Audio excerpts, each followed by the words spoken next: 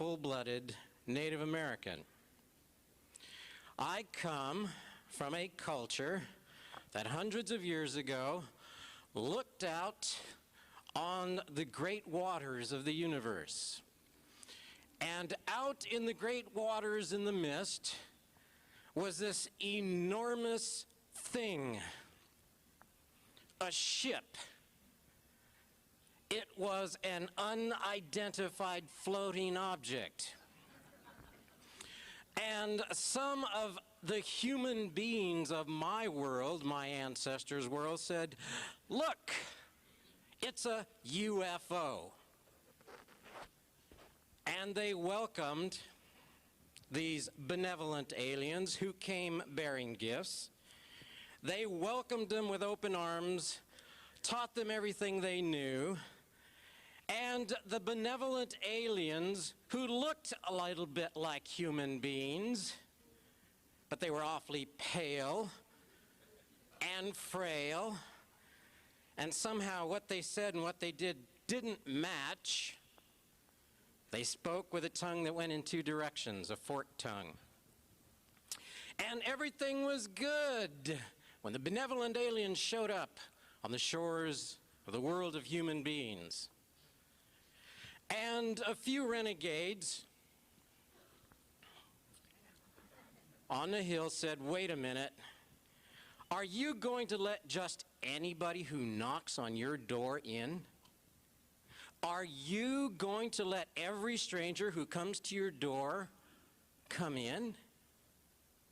And some of the elders said, "Oh no, benevolent aliens told us they would share with us the secrets of the universe, the true divine one." And so the renegades were ostracized. Let's go back up in the hills. And everything was well until one day, one of the maidens of the tribe came staggering home. She had been abducted by the aliens, but it was for benevolent purposes, said the aliens. It was in the grand scheme of things. It was ultimately their manifest destiny, and with these maidens, and they must have agreed to it at some time in their earlier life, a new race was going to begin in this new world. And everything was all right until the aliens wanted more. It was their manifest destiny. I come from a world that welcomed aliens without question, and we were nearly decimated. And you know something? In my world, there are instances of bubonic plague. In my world, there are drug problems. In my world, there's 80% unemployment.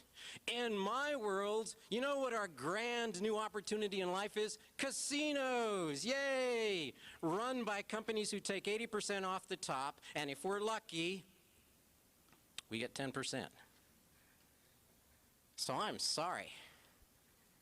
You think the world's getting better. Maybe for you, but there are some people, some primitives, still living on what are called reservations. You know what a reservation is? You can't go out there. This is where you live. This is where you stay. This is where you're supposed to be. You heard of the Biosphere program?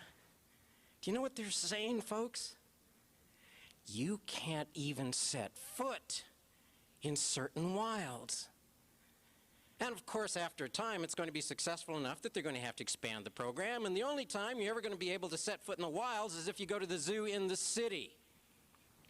I am not doom and gloom. I am a warrior standing before you saying, wake up. There is a middle ground between those who say it is all going to be well and those who say it's all going to be crap.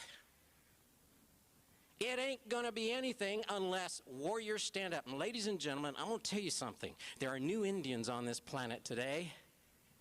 You're it. The book of Genesis, chapter 1. In the beginning God created the heavens and the earth. Now the earth was formless and empty. Darkness was over the surface of the deep. And the Spirit of God was hovering over the waters. And God said, "Let there be light." And there was light. God saw that the light was good, and he separated the light from the darkness. God called the light day, and the darkness he called night. And there was evening, and there was morning, the first day. And God said, "Let there be a vault between the waters to separate water from water." So God made the vault, and separated the water under the vault from the water above it. And it was so. God called the vault Sky. And there was evening, and there was morning, the second day. And God said, "Let the water under the sky be gathered to one place, and let dry ground appear." And it was so. God called the dry ground land, and the gathered waters he called seas.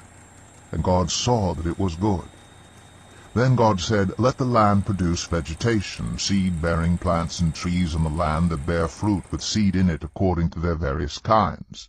And it was so. The land produced vegetation, plants bearing seed according to their kinds, and trees bearing fruit with seed in it according to their kinds. And God saw that it was good. And there was evening, and there was morning, the third day. And God said, "Let there be lights in the vault of the sky to separate the day from the night, and let them serve as signs to mark sacred times and days and years.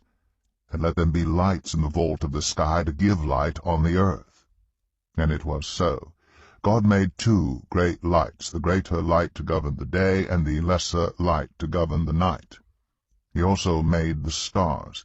God set them in the vault of the sky to give light on the earth, to govern the day and the night, and to separate light from darkness. And God saw that it was good. And there was evening, and there was morning, the fourth day.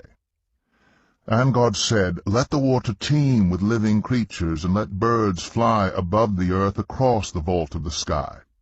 So God created the great creatures of the sea, and every living thing with which the water teems, and that moves about in it, according to their kinds, and every winged bird according to its kind. And God saw that it was good. God blessed them and said, "Be fruitful, and increase in number, and fill the water in the seas, and let the birds increase on the earth." And there was evening, and there was morning, the fifth day.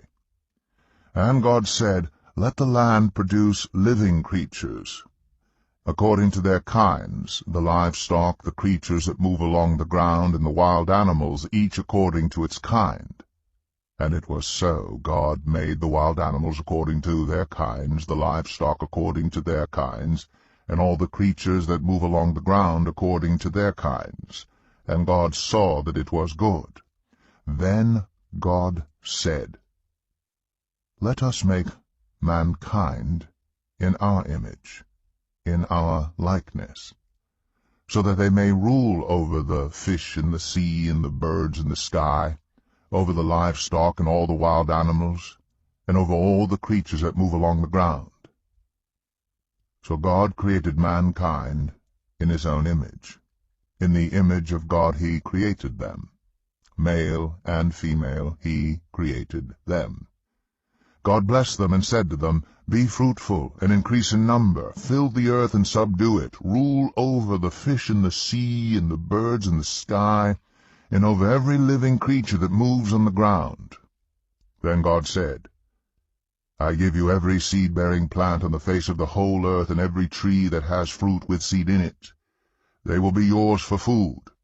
And to all the beasts of the earth, and all the birds in the sky, and all the creatures that move along the ground, everything that has the breath of life in it, I give every green plant for food." And it was so. God saw all that he had made, and it was very good. And there was evening, and there was morning, the sixth day.